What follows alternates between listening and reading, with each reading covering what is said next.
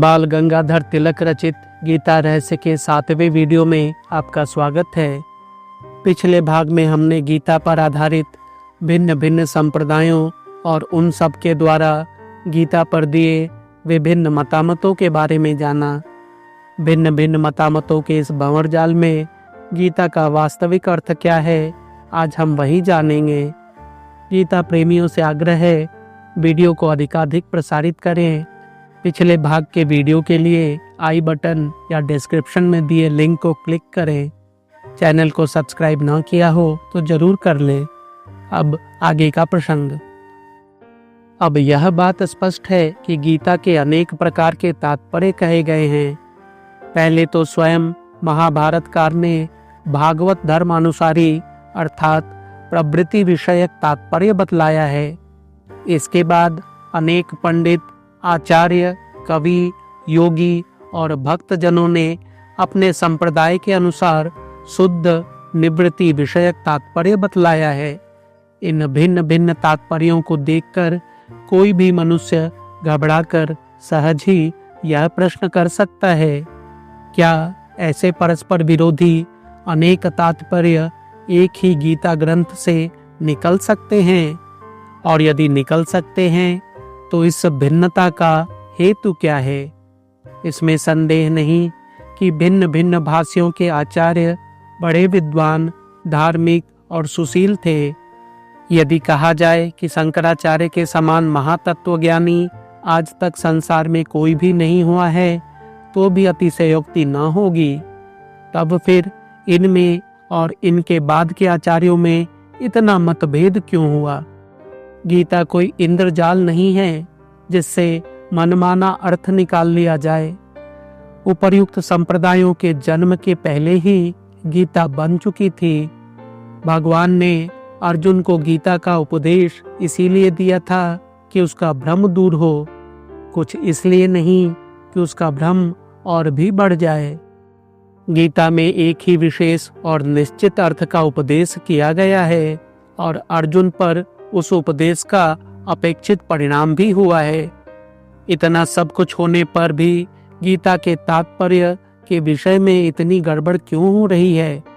यह प्रश्न कठिन है सही, परंतु इसका उत्तर उतना कठिन नहीं है जितना पहले पहल मालूम पड़ता है। उदाहरण के लिए एक मीठे और सूरस पकवान यानी मिठाई को देखकर अपनी अपनी रुचि के अनुसार किसी ने उसे गेहूं का, किसी ने घी का और किसी ने शक्कर का बना हुआ बतलाया, तो हम उनमें से किसको झूठ कहें? अपने अपने मतानुसार तीनों का कहना ठीक है। इतना होने पर भी इस प्रश्न का निर्णय नहीं हुआ कि वह पकवान बना किस चीज से है। गेहूं, घी और शक्कर से अनेक प्रकार के पकवान बन सकते हैं, परंतु प्रस्तुत पकवान का निश्चय केवल इतना कहने से ही नहीं हो सकता कि वह गेहूं प्रधान, घृत प्रधान या शर्करा प्रधान है। समुद्र मंथन के समय किसी को अमृत, किसी को विष, किसी को लक्ष्मी, ऐरावत, कौस्तुभ, पारिजात आदि भिन्न भिन्न पदार्थ मिले, परंतु इतने ही से समुद्र के यथार्थ स्वरूप का कुछ निर्णय नहीं हो गया। ठीक इसी तरह सांप्रदायिक रीति से गीता सागर को मथने वाले टीकाकारों की अवस्था हो गई है। अब दूसरा उदाहरण लीजिए। कंस वध के समय भगवान श्री कृष्ण जब रंग मंडप में आए तब वे प्रेक्षकों को भिन्न भिन्न स्वरूप के लगे। जैसे योद्धा को वज्र सदृश, स्त्रियों को कामदेव सदृश, अपने माता पिता को पुत्र सदृश दिखने लगे थे। इसी तरह गीता के एक होने पर भी वह भिन्न भिन्न संप्रदाय वालों को भिन्न भिन्न स्वरूप में दिखने लगी है। आप किसी भी संप्रदाय को लें, यह बात स्पष्ट मालूम हो जाएगी कि उसको सामान्यतः प्रमाणभूत धर्म ग्रंथों का अनुसरण ही करना पड़ता है, क्योंकि ऐसा न करने से वह संप्रदाय सब लोगों की दृष्टि में अमान्य हो जाएगा। इसीलिए वैदिक धर्म में अनेक संप्रदायों के होने पर भी कुछ विशेष बातों को छोड़कर, जैसे ईश्वर, जीव और जगत का परस्पर संबंध, शेष सब बातें सब संप्रदायों में प्रायः एक ही सी होती है। इसी का परिणाम यह दिख पड़ता है कि हमारे धर्म के प्रमाणभूत ग्रंथों पर जो सांप्रदायिक भाष्य या टीकाएं हैं, उनमें मूल ग्रंथों के 90% से भी अधिक वचनों या श्लोकों का भावार्थ एक सा ही है। जो कुछ भेद है वह शेष वचनों या श्लोकों के विषय में ही है। यदि इन वचनों का सरल अर्थ लिया जाए तो वह सभी संप्रदायों के लिए समान अनुकूल नहीं हो सकता। इसीलिए भिन्न भिन्न सांप्रदायिक टीकाकार इन वचनों में से जो अपने संप्रदाय के लिए अनुकूल हों उन्हीं को प्रधान मानकर और अन्य सब वचनों को गौड़ समझकर अथवा प्रतिकूल वचनों के अर्थ को किसी युक्ति से बदलकर या सुबोध तथा सरल वचनों में से कुछ अनुमान निकालकर यह प्रतिपादन किया करते हैं कि हमारी ही संप्रदाय उक्त प्रमाणों से सिद्ध होता है। उदाहरण के लिए गीता अध्याय 2 के 12 और 16, अध्याय 3 के 19, अध्याय 6 के 3 और अध्याय 18 के 2 श्लोकों पर हमारी टीका जरूर देखें। परंतु यह बात सहज ही किसी की समझ में आ सकती है कि उक्त सांप्रदायिक रीति से ग्रंथ का तात्पर्य निश्चित करना और इस बात का अभिमान न करके कि गीता में अपना ही संप्रदाय प्रतिपादित हुआ है अथवा अन्य किसी भी प्रकार का अभिमान न करके समग्र ग्रंथ की स्वतंत्र रीति से परीक्षा करना और उस परीक्षा ही के आधार पर ग्रंथ का यथार्थ निश्चित करना, ये दोनों बातें स्वभावतः अत्यंत भिन्न हैं। ग्रंथ के तात्पर्य निर्णय की सांप्रदायिक दृष्टि सदोष है, इसीलिए इसे यदि छोड़ दें तो अब यह बतलाना चाहिए कि गीता का तात्पर्य जानने के लिए दूसरा साधन है क्या। ग्रंथ, प्रकरण और वाक्यों के अर्थ का निर्णय करने में मीमांसक लोग अत्यंत कुशल होते हैं। इस विषय में उन लोगों का एक प्राचीन और सर्व सामान्य मतामत है कि किसी भी लेख, प्रकरण अथवा ग्रंथ के तात्पर्य का निर्णय करने में उस श्लोक में कही हुई 7 बातें साधन या लिंग स्वरूप हैं। इसीलिए उन सब बातों पर अवश्य विचार करना चाहिए। इनमें सबसे पहली बात उपक्रमोपसंहारो अर्थात ग्रंथ का प्रारंभ और अंत है। कोई भी मनुष्य अपने मन में कुछ विशेष हेतु रखकर ही ग्रंथ लिखना आरंभ करता है और उस हेतु के सिद्ध होने पर ग्रंथ को समाप्त करता है। अतएव ग्रंथ के तात्पर्य निर्णय के लिए उपक्रम और उपसंहार ही का सबसे पहले विचार किया जाना चाहिए। सीधी रेखा की व्याख्या करते समय भूमिति शास्त्र में ऐसा कहा गया है कि आरंभ के बिंदु से जो रेखा दाहिने बाएं या ऊपर नीचे किसी तरफ नहीं झुकती और अंतिम बिंदु तक सीधी चली जाती हैं, उसे सरल रेखा कहते हैं। ग्रंथ के तात्पर्य निर्णय में भी यही सिद्धांत उपयुक्त है। जो तात्पर्य ग्रंथ के आरंभ में और अंत में साफ साफ झलकता है वही ग्रंथ का सरल तात्पर्य है। आरंभ से अंत तक जाने के लिए यदि अन्य मार्ग हों भी तो भी उन्हें टेढ़े समझना चाहिए।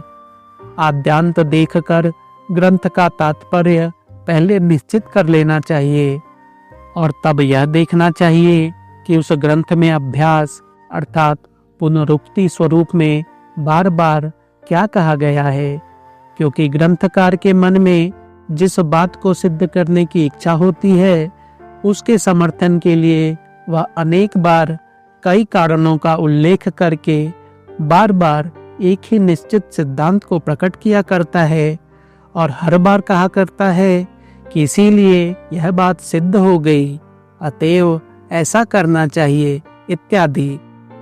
क्योंकि ग्रंथकार के मन में जिस बात को सिद्ध करने की इच्छा होती है उसके समर्थन के लिए वह अनेक बार कई कारणों का उल्लेख करके बार बार एक ही निश्चित सिद्धांत को प्रकट किया करता है और हर बार कहा करता है कि इसीलिए यह बात सिद्ध हो गई या अतएव ऐसा करना चाहिए इत्यादि।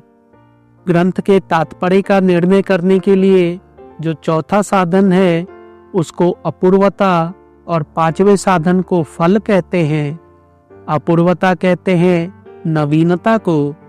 कोई भी ग्रंथकार जब ग्रंथ लिखना शुरू करता है तब वह कुछ नई बात बतलाना चाहता है। बिना कुछ नवीनता या विशेष वक्तव्य के वह ग्रंथ लिखने में प्रवृत्त नहीं होता। विशेष करके यह बात उस जमाने में पाई जाती थी जबकि छापे खाने नहीं थे। इसीलिए किसी ग्रंथ के तात्पर्य का निर्णय करने के पहले यह भी देखना चाहिए कि उसमें अपूर्वता, विशेषता या नवीनता क्या है। इसी तरह लेख अथवा ग्रंथ के फल पर भी, अर्थात उस लेख ग्रंथ से जो परिणाम हुआ उस पर भी ध्यान देना चाहिए, क्योंकि अमुक फल हो इसी हेतु से ग्रंथ लिखा जाता है। इसीलिए यदि घटित परिणाम पर ध्यान दिया जाए तो उससे ग्रंथकर्ता का आशय बहुत ठीक ठीक व्यक्त हो जाता है। छठवां और सातवां साधन अर्थवाद और उपपत्ति है। अर्थवाद मीमांसकों का पारिभाषिक शब्द है।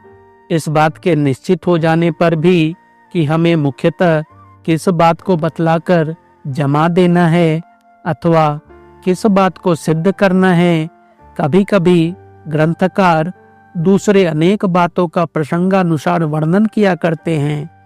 जैसे प्रतिपादन के प्रवाह में दृष्टांत देने के लिए, तुलना करके एक वाक्यता करने के लिए, समानता और भेद दिखलाने के लिए, प्रतिपक्षियों के दोष बतलाकर स्वपक्ष का मंडन करने के लिए, अलंकार और अतिशयोक्ति के लिए और युक्तिवाद के पोषक किसी विषय का पूर्व इतिहास बतलाने के लिए और कुछ वर्णन भी कर देता है।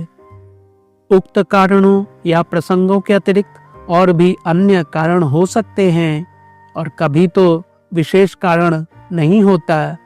ऐसी अवस्था में ग्रंथकार जो वर्णन करता है वह यद्यपि विषयांतर नहीं हो सकता, तथापि वह केवल गौरव के लिए या स्पष्टीकरण के लिए ही किया जाता है। इसीलिए यह नहीं माना जा सकता कि उक्त वर्णन हमेशा सत्य ही होगा। अधिक क्या कहा जाए, कभी कभी स्वयं ग्रंथकार यह देखने के लिए सावधान नहीं रहता कि ये अप्रधान बातें अक्षरशः सत्य हैं या नहीं। अतएव ये सब बातें प्रमाणभूत नहीं मानी जाती, अर्थात यह नहीं माना जाता कि इन भिन्न भिन्न बातों का ग्रंथकार के सिद्धांत पक्ष के साथ कोई घना संबंध है। उल्टा यही माना जाता है कि सब बातें आगंतुक अर्थात केवल प्रशंसा या स्तुति ही के लिए है। ऐसा समझकर ही मीमांसक लोग इन्हें अर्थवाद कहा करते हैं और इन अर्थवादात्मक बातों को छोड़कर फिर ग्रंथ का तात्पर्य निश्चित किया करते हैं। इतना कर लेने पर उपपत्ति की ओर भी ध्यान देना चाहिए। किसी विशेष बात को सिद्ध कर दिखलाने के लिए बाधक प्रमाणों का खंडन करना और साधक प्रमाणों का तर्कशास्त्र अनुसार मंडन करना उपपत्ति अथवा उपपादन कहलाता है। उपक्रम और उपसंहार रूप आद्यांत के दो छोरों के स्थिर हो जाने पर बीच का मार्ग अर्थवाद और उपपत्ति की सहायता से निश्चित किया जा सकता है। अर्थवाद से यह मालूम हो सकता है कि कौन सा विषय प्रस्तुत और अनुसांगिक अर्थात अप्रधान है। एक बार अर्थवाद का निर्णय हो जाने पर ग्रंथ तात्पर्य का निश्चय करने वाला मनुष्य सब टेढ़े मेढ़े रास्तों को छोड़ देता है और ऐसा करने पर जब पाठक या परीक्षक सीधे और प्रधान मार्ग पर आ जाता है तब वह उपपत्ति की सहायता से ग्रंथ के आरंभ से अंतिम तात्पर्य तक आप ही आप पहुंच जाता है। हमारे प्राचीन मीमांसकों के ठहराए हुए ग्रंथ तात्पर्य निर्णय के नियम सब देशों के विद्वानों को एक समान मान्य है। इसीलिए उपयोगिता और आवश्यकता के संबंध में यह अधिक विवेचन करने की आवश्यकता नहीं है।